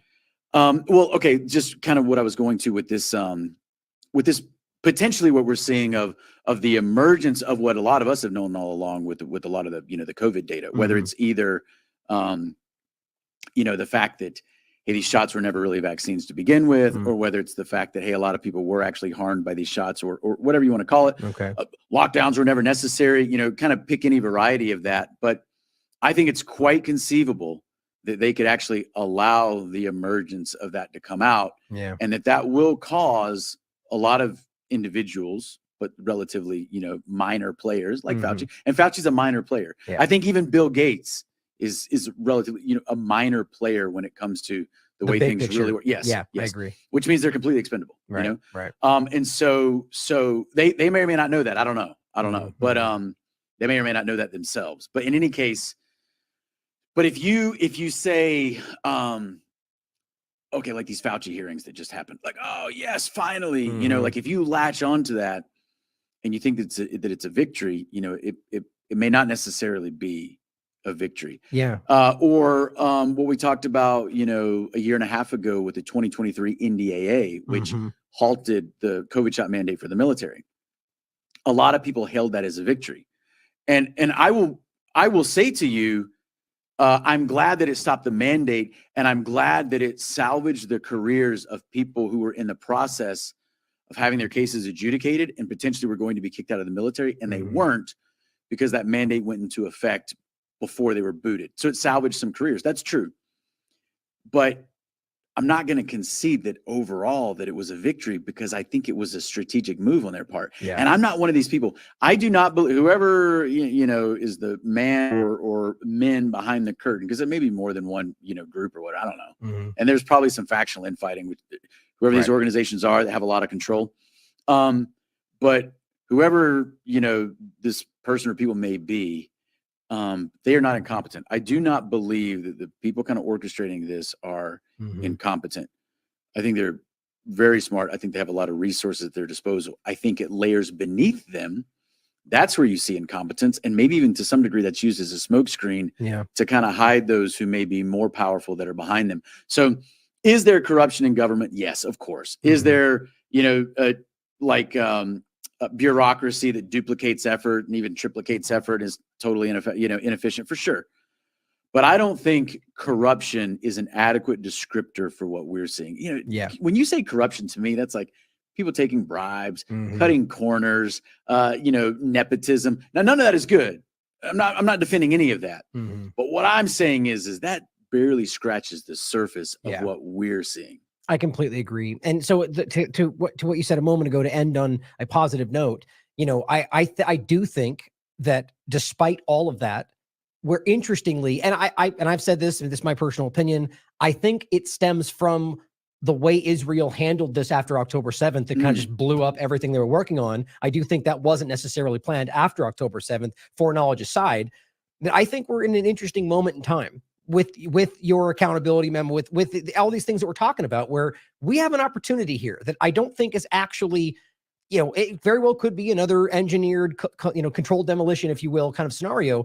But I think we have this opening where people are seeing things that make the establishment uncomfortable. I think we have situations where not the Faucis, but legitimate, at least within a statehood perspective, legitimate positions of power that potentially, more than at least ever seen, could be held accountable for something we're talking about, genocide and so on. That I think that we have this positive moment where we might be able to change things, and at least even in a positive step, a small step. And I think that's something we need to fixate on, to recognize that we have that. And at the very least, whether things change politically from our government perspective or not, that the amount of awareness that's being generated here about what you're talking about can be marshaled into change sometime down the future. And I think that's a positive moment. And what do you think about that? I'm very curious about what's going to happen with the whole Israel situation. When I say that, what I mean is perceptions of people in the West about what's going on there.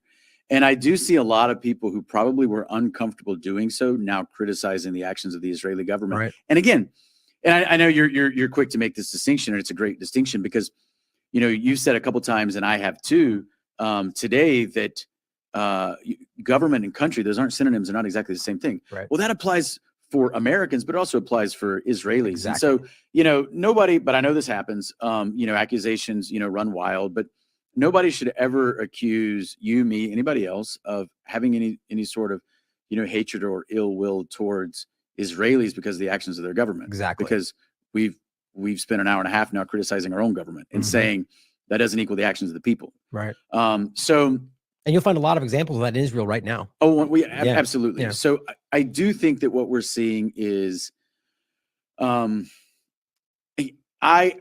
do not believe that we should feel compelled to unconditionally support, any government, particularly a foreign government. I don't even feel that about our own government. Like I don't in any way feel compelled to unconditionally support my government on every single thing that it does, regardless of the context in which a certain action is taken or the consequences of it, et cetera, et cetera.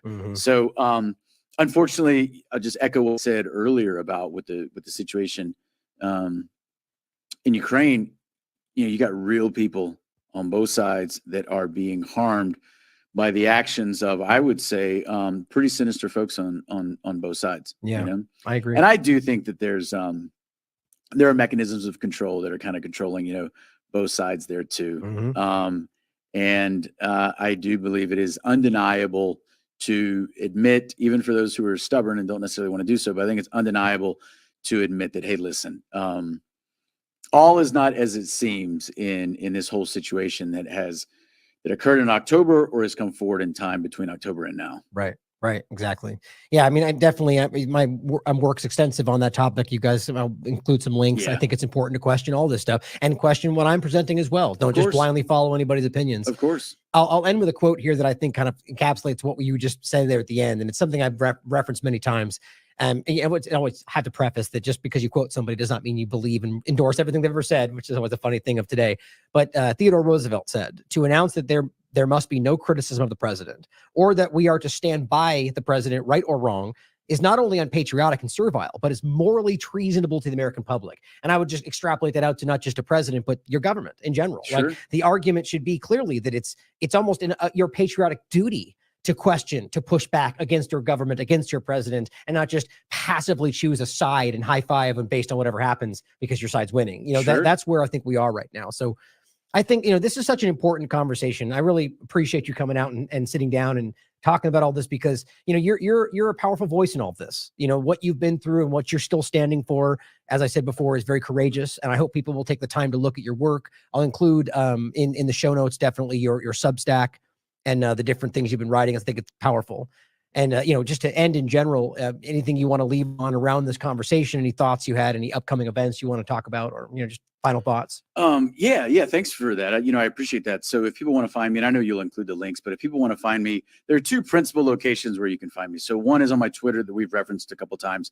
The other is on my Substack, which you just mentioned.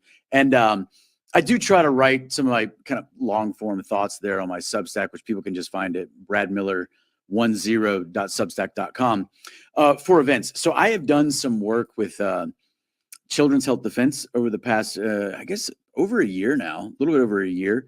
And I do some work with the fairly new military chapter of Children's Health Defense. And so that was launched officially in October of last year.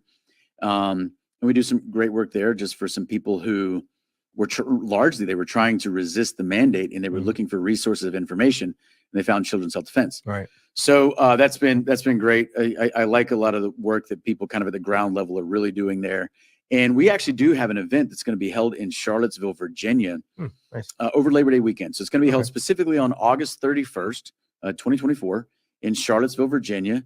And you don't necessarily have to have any affiliation with the military. I mean, the military chapter is for anybody who cares about what's going on in the military and understands the important link between what happens in the military and the country as a whole. But people can look into that. I've got flyers that I presented on my Twitter, et cetera, on it. But people can also just find the website for that organization at mil.childrenshealthdefense.org. But that's an event that we have coming up. And whenever we have updates for the military accountability movement, we also a lot of times broadcast that on Twitter, et cetera. And the last thing that I'll mention is I also do some work with Dr. James Lyons Weiler. I know you're familiar with, at a website that he runs, which is called IPAC-EDU. So IPAC is an acronym that stands for Institute for Pure and Applied Knowledge. So IPAK. But IPAC-EDU.org is a website for curious, open-minded adults who are looking to just kind of educate themselves on, empower themselves through learning and finding a community of like-minded individuals. So I've got courses there that I have taught, or other things that I'm working on, but people can go to ipac-edu.org and can find an entire catalog of probably 35 or more different courses of a variety of topics. And it's for people who are not content with, brick and mortar institutions and their, education platforms, or just, have had trouble finding communities of people who are looking to kind of get themselves smart to kind of better understand how to operate and make decisions in this world. Yeah, I'm a big fan of that platform in general. And, it makes sure if you have any links you want to send over, we'll include them in the show notes. Okay. I love the idea of, going a different path out of the structured schooling system that we have, or whether even the work they're doing with peer review process. And I just love all the work they're doing. I think it's important to challenge the systems that we have currently, so thank you again for being here, man. I think that this has been a really important conversation, and I hope you all will make sure you check out the different points we discussed today, the work that he's doing on both the Substack, his Twitter, and the I think, was it a memo or a letter of accountability? For Yeah, military, declaration of military declaration. accountability. Yeah. I think that's an important thing to be discussing today, as we highlighted, whether it applies to foreign policy or the upcoming election. I just love that you're challenging this stuff, man. And I do think you're making a big impact with people. So thanks again for being here. Yeah, thanks. And great to be here in studio. So, absolutely. really First cool. one in the studio. I'm honored. All right, guys. Thank you again for being here. And as always, question everything. Come to your own conclusions. Stay vigilant.